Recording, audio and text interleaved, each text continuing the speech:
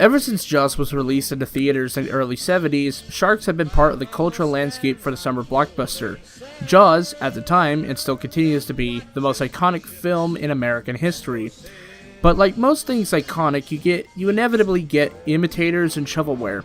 To go through all of them would take eons, but for context, things like Shark Exorcist, Sharktopus, and the most famous and most iconic so far, the Sharknado series, have all been put direct to DVD and put on Sci-Fi. And while those films have been put onto DVD and Sci-Fi, there are those who get put into theaters. Recently, there have been 2 shark films that have been put into theaters, 47 Meters Down and The Shallows. But today we have the pleasure to dive into The Meg, a Chinese-American collaboration featuring Jason Statham and Dwight from The Office. I won't bother telling you the basic story, as the only trailer the film released actually does a good job describing the film, but the concept goes a little like this: Jason Statham fighting a giant shark. That's it.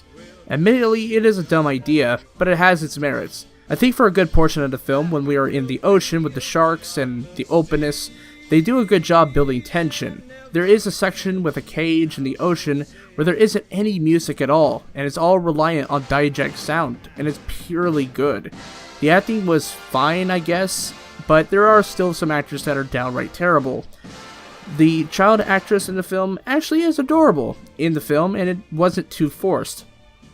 And also, the film pays into its nonsensical nature with ease.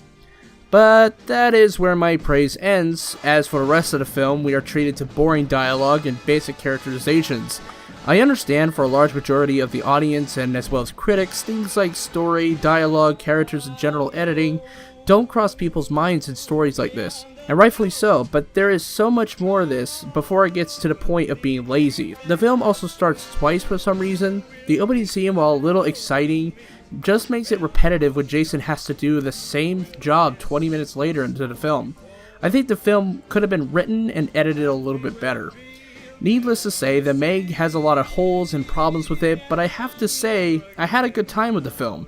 It isn't a good film at all, but it definitely plays off the fact that it is a silly popcorn film that shouldn't be taken at all seriously as a credible piece of filmmaking.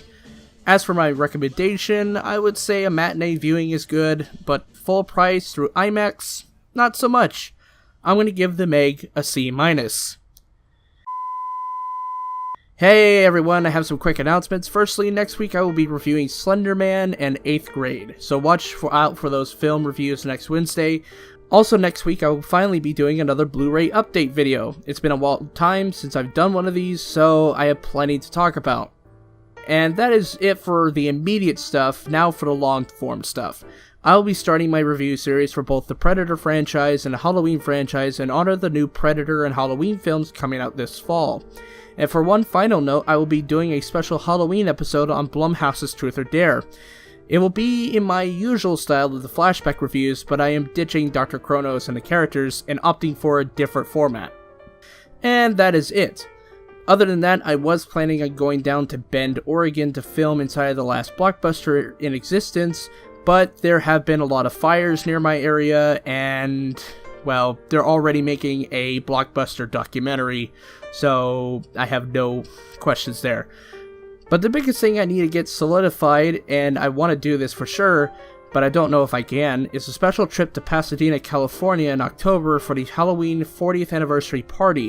It is a convention for Halloween, the franchise, with various people from all corners of the entire film series. If I get a chance to go, then you will be getting some videos on that. Otherwise, we will still be doing reviews during that time. And that is it for updates, and see you next time.